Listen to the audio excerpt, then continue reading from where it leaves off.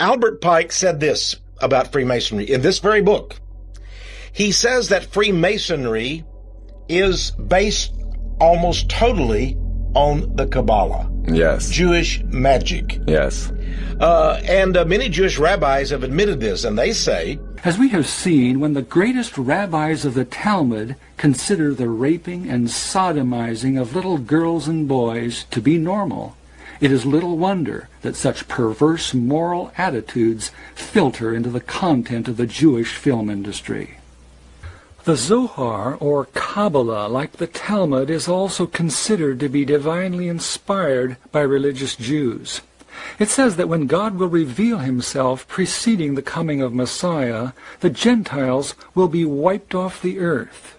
Redemption will not be complete until Amalek, or Gentiles, will be exterminated.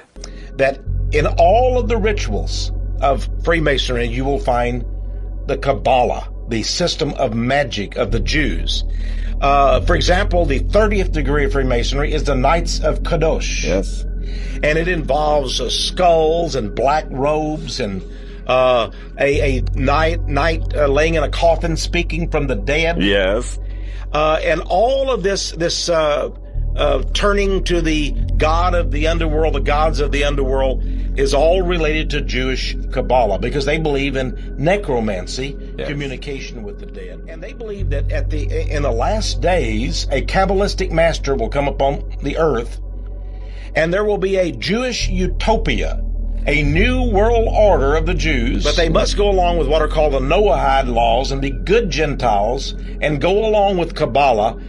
And if they recognize that the Holy Spirit is the serpent. And by the way, that's also taught in the 32nd degree of Freemasonry, that is, the serpent is the Holy Spirit. This is Edward Alexander Crowley, also known as Aleister Crowley.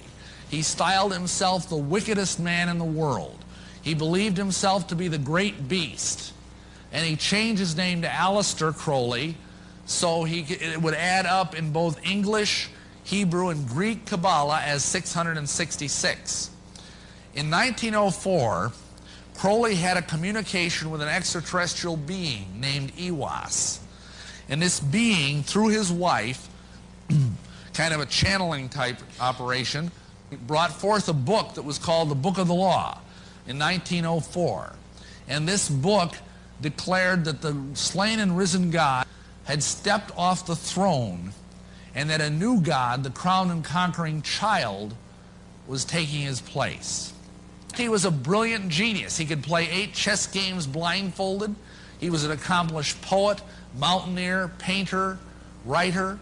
He had so many Masonic degrees that you could fill up 5 pages of a book with them.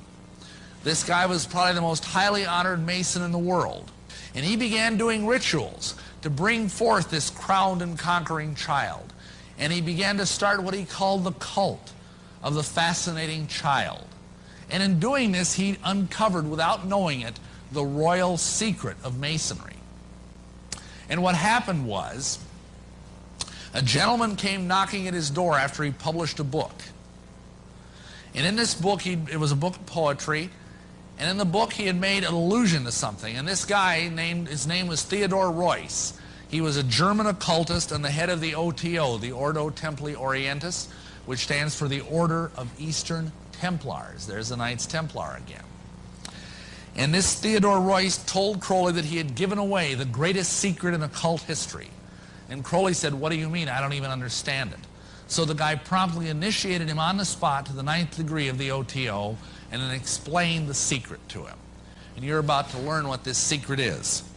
The secret is that as a Mason, you are promised immortality. Where do they get their promise of immortality?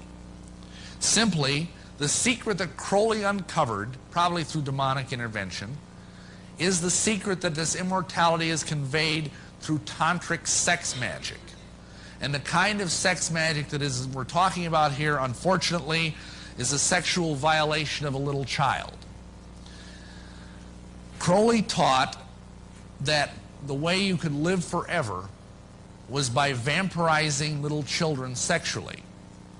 And this, I apologize that this is so horrible, but Masons are doing this. Not all Masons, please understand me.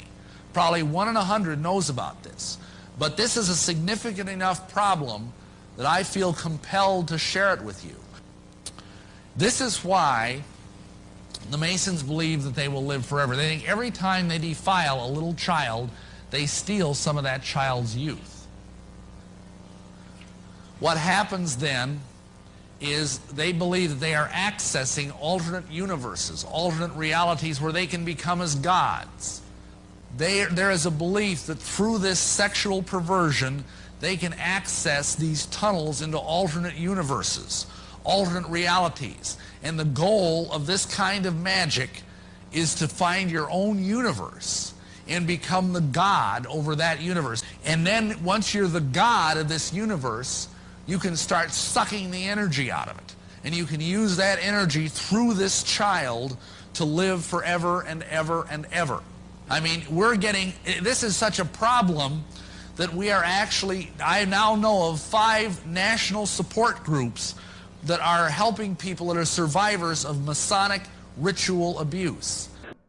What is vital to consider is the significance of what occurred after Crowley's death and who followed these teachings, wholly or in part. Crowley had many followers. He had followers through his magical organization, the OTO, which still exists today. He also had people who were very interested in him, who carried on his tradition. For example, Timothy Leary, who people perceive as a guru, but he was also an illuminate of Thanateros, which is an offshoot of Crowley's kind of OTO and his magical practices. He copied a lot of Crowley's behaviors and what Crowley did.